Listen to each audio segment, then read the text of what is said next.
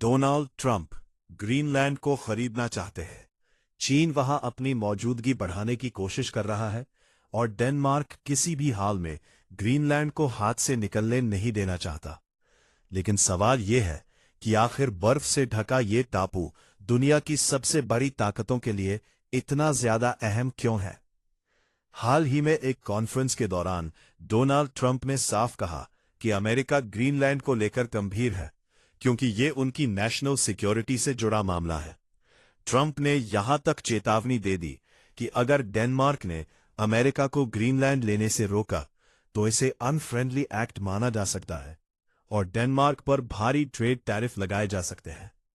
Trump का दावा है कि ग्रीनलैंड के लोग अमेरिका के साथ रहना चाहते हैं, जबकि ग्रीनलैंड के नागरिक साफ कहते हैं Greenland is not for sale, यानी ग्रीनलैंड बिकाऊ नहीं है और उस पर सिर्फ वहां के इंडिजिनस लोगों का हक है। तो आखिर ऐसा क्या है ग्रीनलैंड में जो अमेरिका, चीन और डेनमार्क को आमने सामने खड़ा कर रहा है? और नॉर्थ अमेरिका के इतने करीब होने के बावजूद ग्रीनलैंड पर डेनमार्क का कंट्रोल कैसे बना? इन सारे सवालों के जवाब पाने के लिए हमें ग्रीनलैंड की कहानी बिल्कुल शुरुआत से समझनी होगी। तो दोस्तों, मेरा नाम है बिट्टू और चलिए शुरू करते हैं एक और नए एपिसोड को। ग्रीनलैंड दुनिया का सबसे बड़ा आइलैंड है, जिसका कुल क्षेत्रफल करीब 21 लाख स्क्वायर किलोमीटर है। यहां दुनिया के लगभग 10% फ्रेश वाटर रिजर्व्स मौजूद है। ग्रीनलैंड के उत्तर में आर्कटिक ओशन, दक्षिण में अटलांटिक ओशन, पूर्व में ग्रीनलैंड सी और पश्चिम में लैब्राडोर सी है। आर्कटिक सर्कल के पास होने की वजह से यहां कड़ाके की ठंड पड़ती है। सर्दियों में तापमान -18 डिग्री सेल्सियस तक गिर जाता है और कई जगहों पर -30 डिग्री से भी नीचे चला जाता है।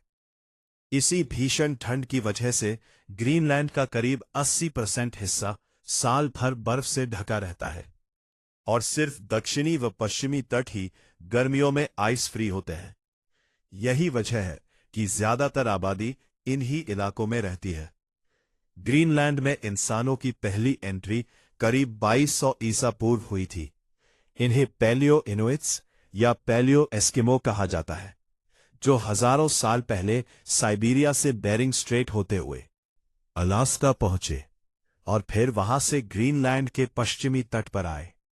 इसके बाद अलग अलग समय पर कई वेव्स में इमिग्रेशन हुआ और अलग अलग कल्चर्स विकसित हुए, जैसे सकाक कल्चर, इंडिपेंडेंस फर्स्ट और सेकेंड कल्चर और डॉर्सेट कल्चर। करीब 1400 ईस्वी तक आते आते डॉर्सेट कल्चर भी खत्म हो गया और इसी दौरान ग्रीनलैंड में यूरोपियंस की एंट्री हुई। 9वीं सदी के आसपास नॉर्वेजियन नाविकों को ग्रीनलैंड के बारे में पता चला, लेकिन 962 ईस्वी में एरिक द रेड ने यहां पहली यूरोपियन सेटलमेंट बसाई। एरिक ही वो शख्स था जिसने इस टापू को ग्रीनलैंड नाम दिया ताकि लोग यहां बसने के लिए आकर्षित हों। नॉर्स यानी वाइकिंग्स ने यहां ईस्टर्न, वेस्टर्न और मिडिल सेटलमेंट्स बनाए, लेकिन 14वीं और 15वीं सदी के बीच उनका अस्तित्व खत्म हो गया। इसकी वजह मानी जाती है कठोर जलवायु, लिटिल आइस एज, संसाधनों की कमी और इनुइट्स के साथ संघर्ष। करीब 300 साल बाद 18वीं सदी में डेनमार्क, नॉर्वे ने दोबारा ग्रीनलैंड पर दावा किया।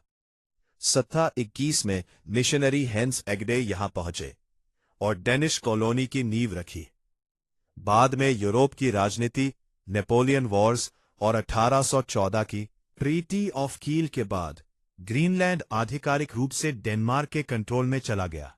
दूसरे विश्व युद्ध के दौरान जब नाजी जर्मनी ने डेनमार्क पर कब्जा कर लिया, तब अमेरिका ने ग्रीनलैंड में कदम रखा और यहां मिलिट्री बेस और रडार स्टेशन बनाए।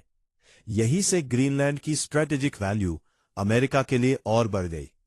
कोल्ड वॉर के दौर में यह सोवियत यूनियन पर नजर रखने का अहम ठिकाना बन गया। समय के साथ ग्रीनलैंड को होम रूल और फिर 2009 में सेल्फ गवर्नेंस मिला, लेकिन आज भी डिफेंस और फॉरेन पॉलिसी डेनमार्क के हाथ में है। डेनमार्क हर साल ग्रीनलैंड को सैकड़ों मिलियन डॉलर की आर्थिक मदद देता रहे, जिससे उसकी अर्थव्यवस्था चलती है। अब सवाल आता है असली वजह का। ग्रीनलैंड सिर्फ एक बर्फीला टापू नहीं है। यहां रेयर अर्थ मिनरल्स का विशाल भंडार है, तेल और गैस के संभावित रिजर्व्स है, और आर्कटिक शिपिंग रूट्स भविष्य में ग्लोबल ट्रेड का गेम चेंजर बनने वाले हैं।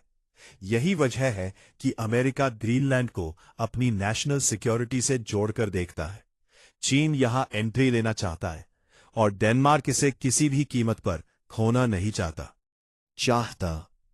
तो आने वाले समय में सवाल यही है, क्या ग्रीनलैंड कभी पूरी तरह आजाद हो पाएगा, या फिर यह दुनिया की महाशक्तियों के बीच खींचतान का मैदान बना रहेगा।